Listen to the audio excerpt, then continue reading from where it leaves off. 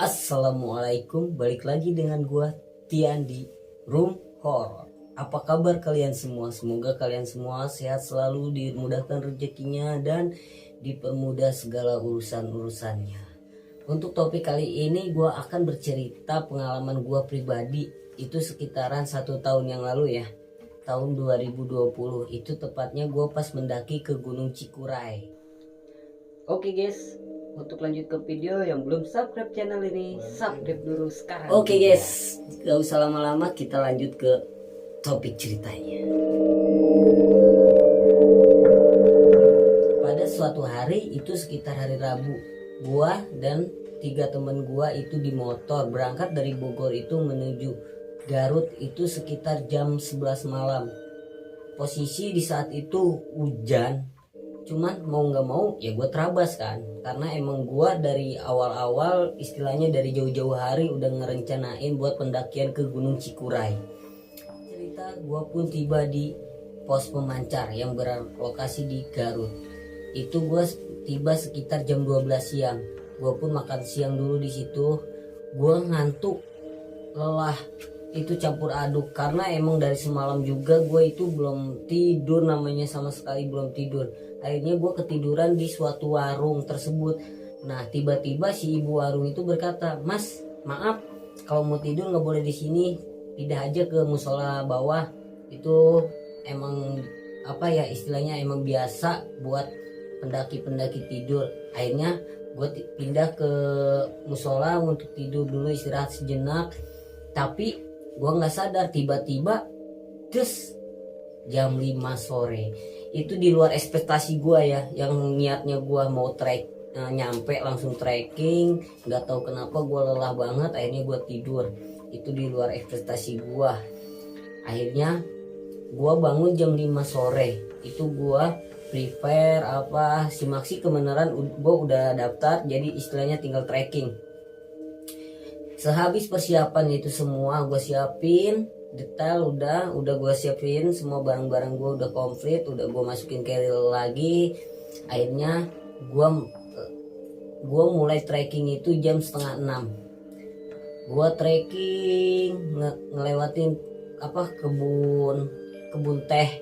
Gue ngelewatin kebun teh, terus gue trekking. Singkat cerita nyampe lah ya pos 1 jam 6:15. Sampai di pos 1, nggak lama kemudian hujan pun turun. Des. Wah, kata gue. Nah, di sini gue ceritain dulu ya. Untuk 3 teman gue ini, ada salah satu teman gue ini kebenaran dulunya itu ibaratnya kakinya patah bekas tabrakan. Jadi otomatis dia itu nggak bisa namanya diporsil untuk jalan terus ya, nggak bisa. Jadi akhirnya gue jalan pun pelan di situ. Kondisi hujan, kabut pun turun. Akhirnya gue jalan. Azan maghrib pun berkumandang dan gue pun mutusin buat istirahat dulu sejenak sambil sholat. Sehabis gue sholat, gue pun lanjut ke perjalanan. Di sini mulai terjadi yang aneh-aneh, guys. Itu tepatnya jam 6 sekitar lewat 20 atau setengah 7 itu ya. Itu posisi masih hujan, masih gerimis. Akhirnya gue jalan, gue sambil nenteng carrier, gue jalan. Tapi yang gue lewatin jalannya itu lagi.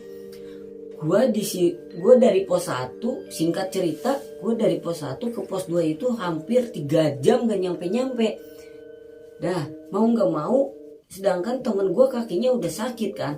Udah gitu, kata temen gue, "Yan, kaki gue sakit." Gue pun nanya kan ke teman gue yang satu lagi, "Bang, mau gimana bang? Mau camp di sini apa lanjut?" Akhirnya gue diskusi dan akhirnya gue pun ngecamp di situ di pos 2. Gue pun ngecamp di pos 2. Singkat cerita, gue ngecamp di pos 2, tenda pun berdiri. Gue kebelet kencing. Akhirnya gue keluar kencing. Otomatis gue kalau kencing itu namanya gue nggak pernah namanya kencing diem gini. Gue pasti jelalatan begini nih. Udah ya.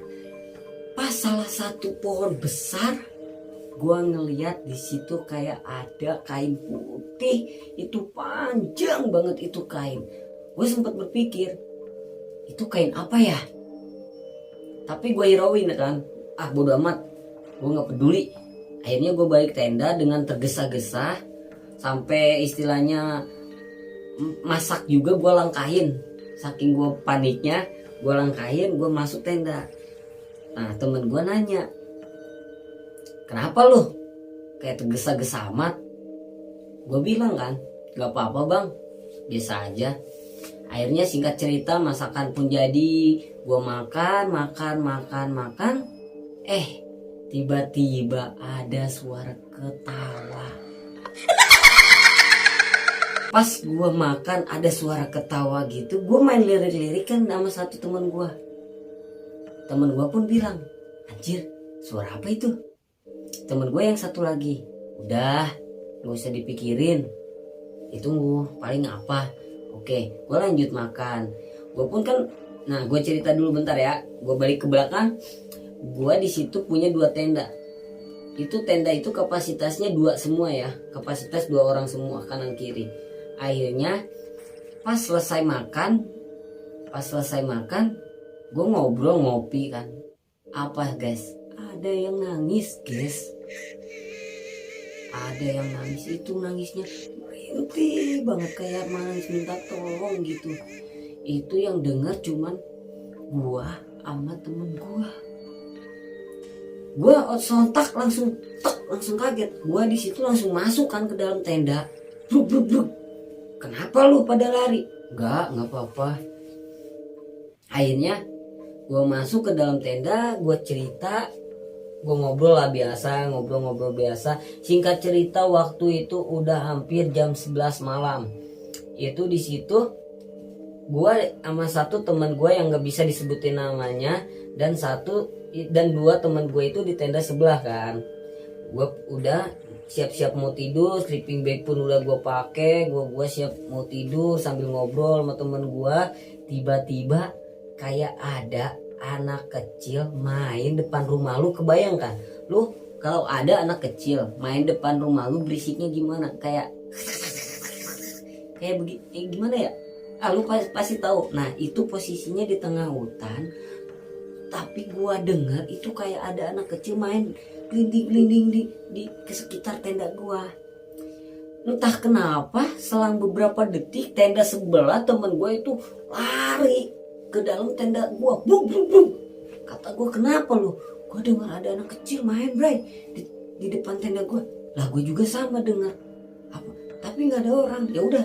Akhirnya mau nggak mau itu tenda yang kapasitas 2 diisi sama 4 orang. Kebayangkan lu ngapnya gimana, sempitnya gimana. Dan gua terus gue saranin, ya udah kalau misalkan itu tenda kosong kita isi buat barang-barang aja yang gak kepake. Akhirnya tas, sepatu apa gue taruh di tenda yang kosong tersebut. Singkat cerita itu sekitar jam 12-an ya. Jam 12-an gue ngedengar ada suara orang yang mainin kompor. Jadi suaranya gini, trak. Nah itu berulang-ulang kali ya. Itu berulang-ulang kali itu gue dengar. Gue tatap-tatapan dong sama teman gue. Iya. Nah di situ gue berdoa, ya Allah, apa salah gue sampai gue keganggu kayak gini. Kejadian itu nggak sampai di sini. Yang paling parah, pas gue mau merem, tahu nggak apa yang terjadi? Itu kayak ada orang tinggi besar, hitam banget. Itu begini nih. Jadi begini nutupin tenda gua. Di situ gua, ya Allah, gua berdoa. Sebenarnya gua udah bener-bener pengen pulang, pengen turun lagi. Cuman gua strongin ya, istilahnya gua bisa, gua kuat. Walau gua takut, gua nggak apa ya, nggak nimbulin ketakutan gua itu ke temen-temen gua strong aja, gua strong. Padahal hati gua mah, ya Allah, gua udah pengen pulang. Ada satu temen gua itu udah bener-bener pengen pulang, itu nangis dia sejadi-jadinya. Kata gua, udah, kita nggak bakal apa-apa di sini. Akhirnya ngobrol-ngobrol, teman gue itu yang nangis pun tidur. Alhamdulillah kata gue, udah nggak apa-apa, dia biar tidur duluan. Gue sama temen gue itu berdua yang nggak tidur. Gue masih melek sama dia. Gue ngerokok pun dalam tenda, ngerokok gue sambil itu resleting pintu tenda itu gue tutup, saking gue takutnya ngelihat ke depan. Gue ngerokok, lu kebayang dalam tenda 2 kapasitas gue ngerokok, itu asapnya di dalam tenda itu gimana, lu kebayang. Akhirnya gue ngerokok ngehilangin apa ya, istilahnya ngehilangin hawa takut gue. Tiba-tiba lu tahu kan kalau kuku nyenggol parasit gimana ya bunyinya, itu pun kelihatan jelas bayangannya di dalam tenda. Jadi orang lagi di situ. Ya Allah, gue gemeteran, gue ya Allah, kata gue ada apa ini. Sehabis itu hilang, ketawa lagi itu guys, ketawa, benar-benar ketawa itu. Ya Tuhan, kata gue berdoa gue sebisa-bisanya. Itu sekitar jam 1 atau kurang lebih, itu jam 1 lebih itu kayaknya. Gue jam 1 lebih, gue berusaha itu mau nggak mau gue harus tidur. Gue pakai sleeping bag lagi, gue tutupin muka, gue dengerin lagu pakai headset ya. Pas gue dengerin lagu pakai headset, anehnya itu lagu jadi kecil, yang jelas itu suara gamelan di telinga gue. Sontak gue lepaskan itu headset, cek, gue dengerin. Bunyinya kurang lebih seperti ini gamelannya. Nah, gue dengerin itu gamelan makin deket, itu gamelan bener-bener. Ya Allah, kata gue, sikut kan temen gue yang baru mau tidur. Kenapa ya? Lu dengar? Astagfirullahaladzim. Gue berdoa, itu keringet gue bener-bener keringet dingin. Gue udah sejak, ya Allah, gue pengen pulang itu di situ bener-bener gue pengen pulang kan. Kata gue, ini suara apa ini? Kata ke temen gue, udah slow-yan, gak usah panik, kita bisa ngelewatin ini semua. Gue berdoa, ya Allah, kenapa gitu gue sampai diganggu seperti ini? Apa salah gue? Akhirnya suara gamelan itu hilang sekitar jam 2-an ya, sekitar jam 2-an. Gue baru merem. Lu tahu kan kalau kereta kuda naik ke atas jadi koprak, itu naik kereta ke atas dengan diiringi gamelan, terus suara langkah-langkah itu banyak banget, kayak orang gimana ya, kayak orang ngawal kereta itu banyak banget. Itu posisinya naiknya ke puncak gunung itu, ke puncak gunung Cikure itu, naik dia ke atas. Udah gitu udah set, hilang itu sejenak, hilang. Akhirnya gue tiduran, gue ketiduran di situ. Tapi gue mimpi dari tidur itu. Gue mimpinya itu gini ya, gue yakin, gue percaya apa enggak, kayaknya gue mimpi, tapi itu di dalam mimpinya itu gue itu kayak nyata ada di situ, ada di tempat itu. Gue itu kebawa ke kayak suatu pernikahan. Gue nyaksiin itu pernikahan, tapi yang anehnya itu pengantinnya itu orang ya sekitar tahun 1990 ke belakang itu. Dengan tamu-tamunya itu kebayanya pun pada lusuh. Ya gimana ya, kebaya-kebaya zaman dulu lah. Udah gitu gue bengong kan, kata gue ini perkawinan apa ya.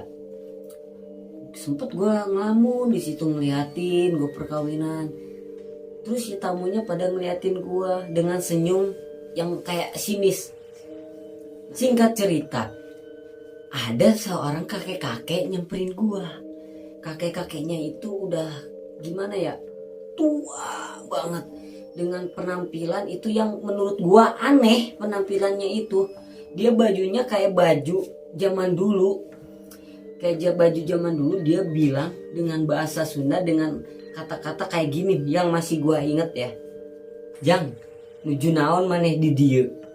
Gue sontak langsung, enggak pak, saya lagi kegiatan alam mau muncak ke Gunung Cikuray.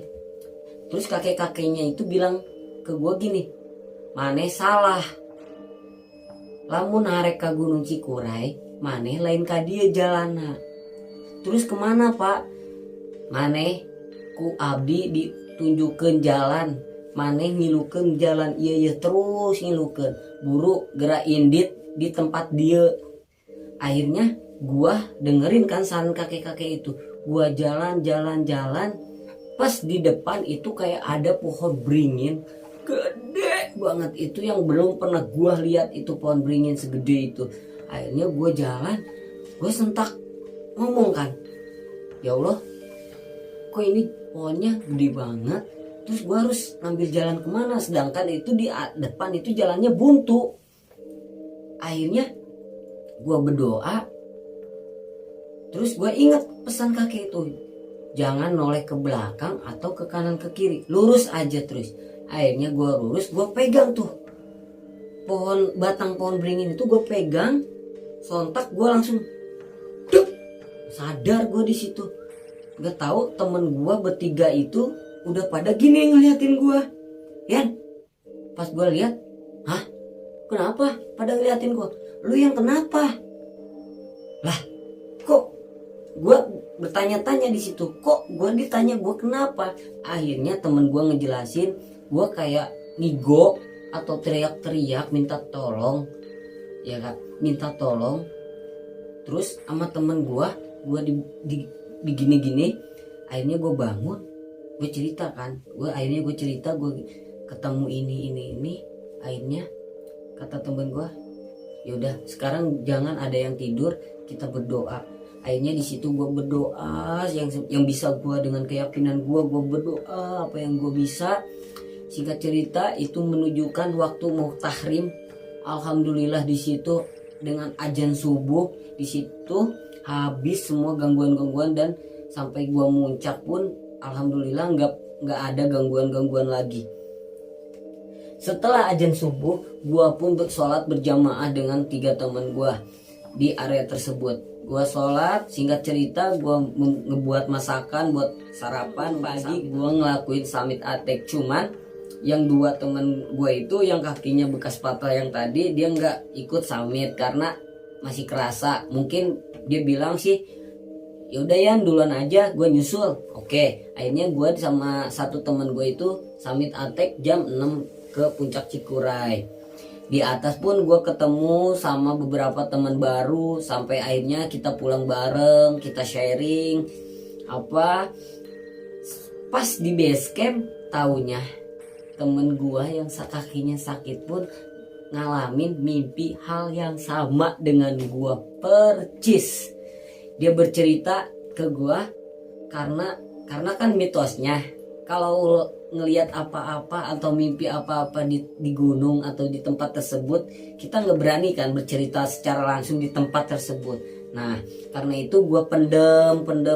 Akhirnya pas di base camp gue bualin langsung cerita gue, dan sontak kagetnya gue itu temen gue pun ngalamin mimpi yang sama. Oke guys, sekian dari cerita gua hari ini. Mohon maaf bila ada kata gua yang kurang enak atau menyinggung nama tersebut.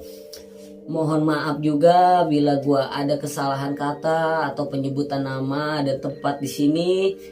Oke, untuk yang belum subscribe channel ini, subscribe dulu. Yang belum like dulu ya, karena subscribe itu gratis. Saya Tian undur diri. Wassalamualaikum warahmatullahi wabarakatuh.